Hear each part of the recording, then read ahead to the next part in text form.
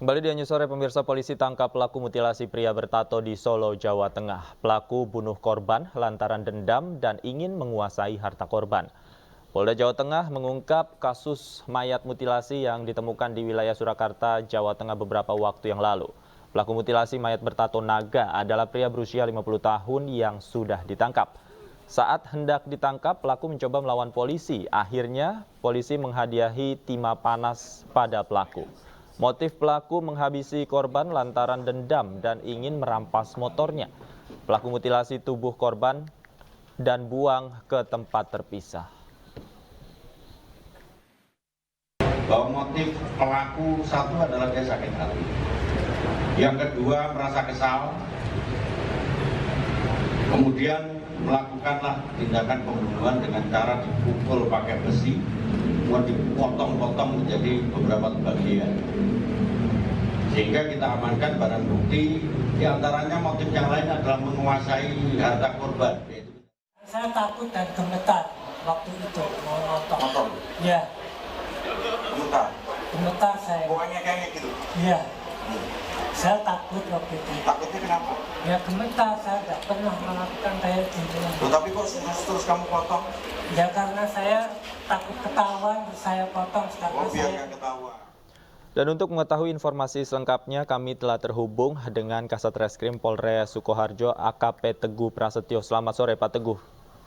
Selamat sore, Mas. Pak Teguh, bisa dijelaskan, Pak, kronologi penangkapan pelaku? Apakah betul pelaku sempat melawan saat hendak ditangkap? Ya, betul, Mas. Jadi kami sampaikan bahwa pelaku pada saat itu sedang berjalan menuju ke arah makam di mana tempat motor tersebut disembunyikan. Kemudian kami lakukan pengejaran bersama tim gabungan karena pelaku sempat melarikan diri dan melakukan perlawanan sehingga kami lakukan tindakan tegas terukur. Baik, pada saat diamankan, seperti apa kondisinya, Pak? Apakah memang pelaku bersembunyi di tempat itu atau ia sedang beraktivitas, Pak?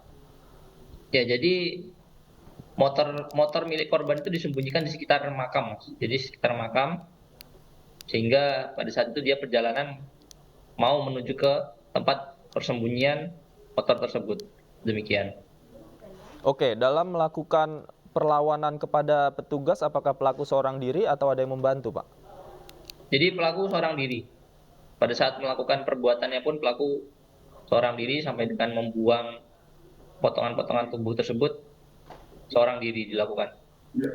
Oke, untuk motif pelaku, Pak? Jadi motifnya pelaku ini kesal terhadap korban karena pelaku sering meminjam kendaraan atau sepeda motor milik korban itu, namun korban sering tidak memberikan, dan di samping itu juga ketika pelaku ini meminjam motor korban itu sering tidak diisi bensin sehingga korban ini sering memarahi pelaku sehingga pelaku kesal. Sebenarnya simpel. Kemudian di samping itu juga pelaku ingin menguasai motor milik korban tersebut. Oke, Demikian, Mas. artinya setelah membunuh korban, ini motornya diambil alih oleh pelaku, Pak. Adakah harta benda lain milik korban yang diambil alih oleh pelaku? Ya, betul, Mas. Jadi setelah dibunuh, motor ini dikuasai oleh pelaku. Di samping itu juga pada saat setelah melakukan pemukulan yang berakibat hilangnya nyawa korban ini, si pelaku sempat merogoh kocek dari si korban dan di situ ditemukan uang 10.000, dan uang 10.000 itu pun dicuci oleh pelaku dan kemudian digunakan oleh pelaku. Oke, setelah melakukan pembunuhan, informasinya pelaku sempat pulang ke rumah, kemudian sempat berpamitan untuk melamar pekerjaan di luar kota, Pak. Apakah keluarga juga mengetahui perbuatan pelaku, Pak?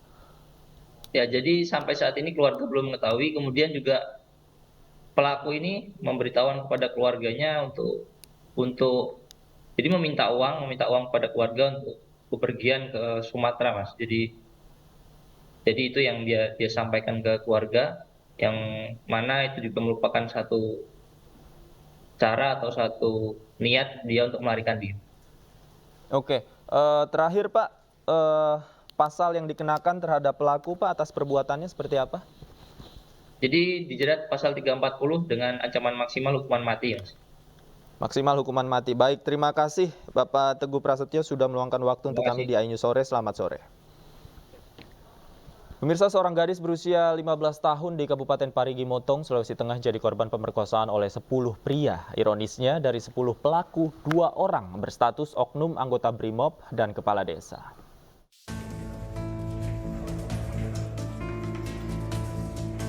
Lima orang dari 10 tersangka termasuk kepala desa pelaku pemerkosaan terhadap seorang gadis berusia 15 tahun di Kabupaten Parigi Motong, Sulawesi Tengah sudah ditahan.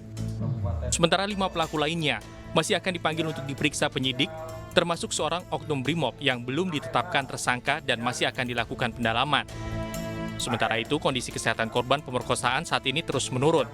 Menurut pendamping korban sekaligus Kepala Unit Pelaksana Teknis Perlindungan Perempuan dan Anak Sulawesi Tengah, Patricia Yabi, korban masih dirawat karena diduga ada infeksi pada rahim korban. Pemeriksaan kesehatan sudah dilakukan selama beberapa hari. Diduga memang ada karena kesehatan terganggu, memang ada infeksi pada pada rahim korban anak, sehingga nantinya kami sedang menunggu diagnosa dari dokter terkait dengan apa hasil dari kesehatan korban tersebut. Yang jelas karena saat ini korban sedang dirawat, sehingga memang kita membutuhkan waktu dalam rangka pendampingan lebih lanjut terkait bagaimana kondisi psikisnya karena kejadian yang dialami oleh korban. Pemerkosaan ini terjadi di beberapa lokasi sejak April 2022 hingga Januari 2023. Para pelaku melancarkan aksinya dengan cara mengiming-imingi korban dengan berbagai imbalan. Kasus ini terkuak setelah polisi menerima laporan dari orang tua korban pada Januari 2023 lalu. Sementara saat ini korban alami trauma hingga dirawat di rumah sakit di Kota Palu. Dari Parigi Motong, Sulawesi Tengah, Jamie Hendrik, iNews melaporkan.